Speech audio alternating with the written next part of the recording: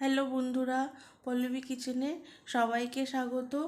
আজকে আবার চলে এসেছি আপনাদের জন্য নতুন একটা রেসিপি নিয়ে। চলুন আমরা দেখে নিই। তো আজকে আমি বানাচ্ছি গাজরের হালুয়া। তার জন্য আমি এখানে 1 কেজি দুধ নিয়েছি। দুধটাকে জাল দিতে বসিয়েছি। আর এদিকে গাজরটাকে আমি গ্রেট করে রেখেছি। এবার এই গাজরটাকে আমি 4টে গাজর আমি গ্রেট করে নিয়েছি বড় সাইজের। এবার গাজরের মধ্যে আমি জল দিয়ে গাজরটাকে সেদ্ধ করতে বসাবো। দেখুন বন্ধুরা, গাজরটা সেদ্ধ হয়ে গেছে।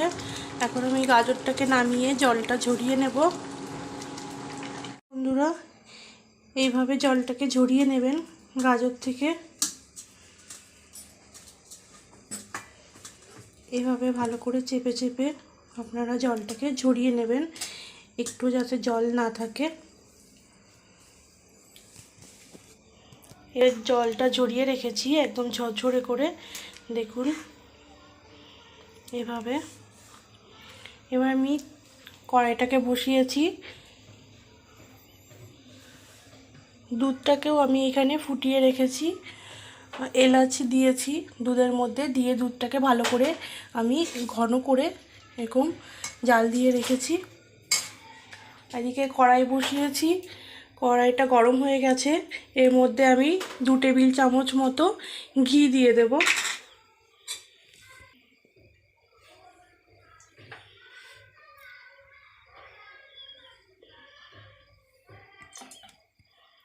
এবারে এর মধ্যে জল ঝরিয়ে রাখা গাজরগুলোকে আমি দিয়ে দেব।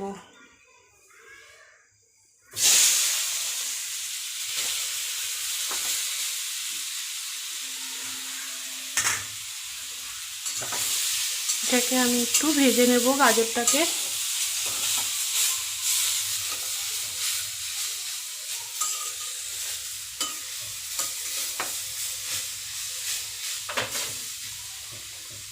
গ্যাসটাকে ফুল করে একটু ভেজে নেব। আপনারা চাইলে সাদা তেলও ব্যবহার করতে পারেন, সেটাতে অত ভালো লাগবে না খেতে, আপনাদের ঘিটা দিলে বেশি ভালো লাগবে।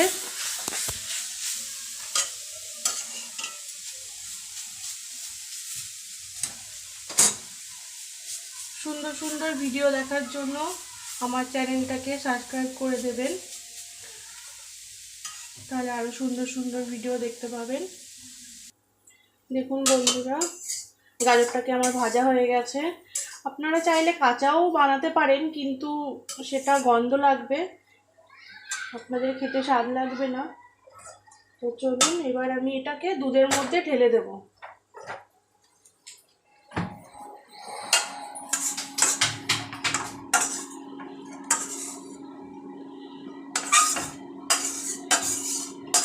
আমি ওভেনটাকে 180 ডিগ্রিতে রেখেছি। এটাকে ঢেলে দিলাম। 1 বাটি চিনি এখানে নিয়েছি আমি, 1 বাটি চিনি আর কিছু কাজু বাদাম ভিজিয়ে রেখেছি।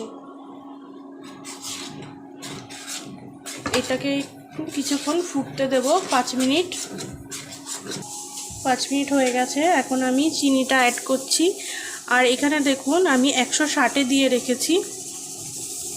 আমি 1 বাটি চিনি অ্যাড করছি।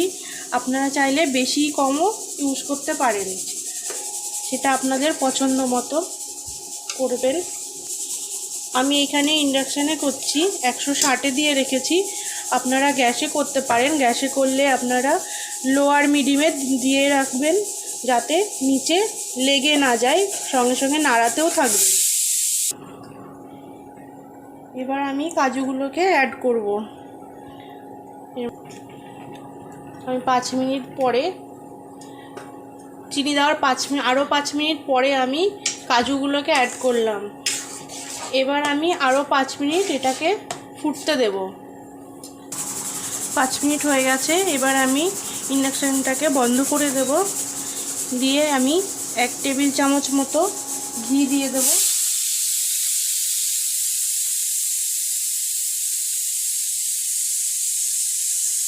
ঘি দিয়ে একটু নাড়িয়ে নেব। নাড়িয়ে নিলেই আমাদের গাজরের হালুয়া রেডি।